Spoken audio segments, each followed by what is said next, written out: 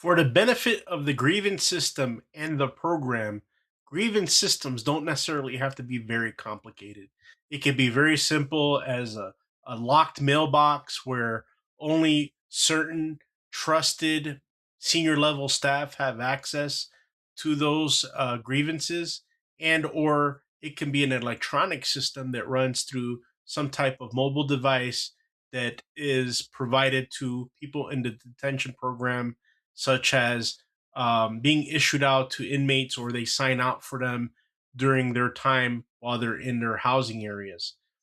Grievance systems are important for senior level staff, as well as understanding the quality of services as it pertains to programming that's taking place in a detention program. So, what you're looking for is not only the process indicator that shows that the system is working and there is communication, and the communication has dated times when there's responses and when the grievance is submitted. But what you're looking for is that there is a tracking system, logs with reference to when it was finally received and what were the responses to those grievances. Grievances, sometimes as a result of how the systems work across, especially in the United States, when it comes to due process procedures for people that are in custody, there's always this concern of legal triggers. The whole idea of grievances is to improve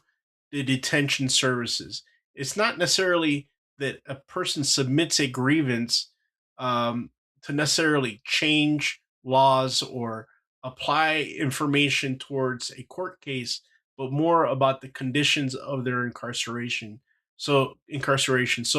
what we want to look at when we're looking at the process indicators for grievances, we're also looking for those emergency grievances that may be submitted, and how the procedure for that system interacts with those emergencies,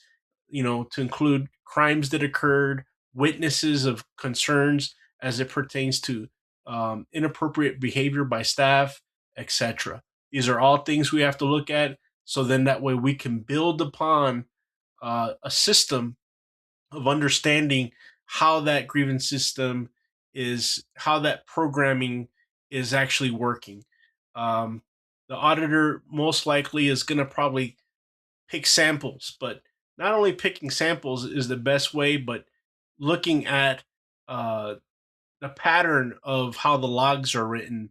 and also maybe gathering all that information and creating some metrics to understand the positive and negatives as a result of their grievance system. Not any system is perfect, and we should not expect to compare one system and one program against another system that we think is more successful, because every detention program has different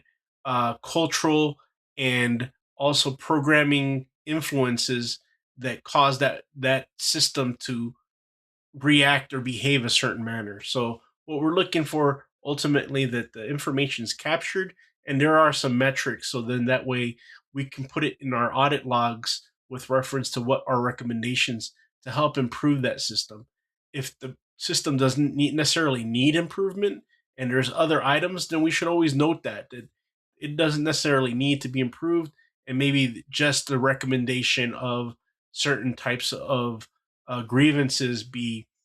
treated a certain type of way, or some type of feedback with reference to observations of what the grievances provided to the auditor.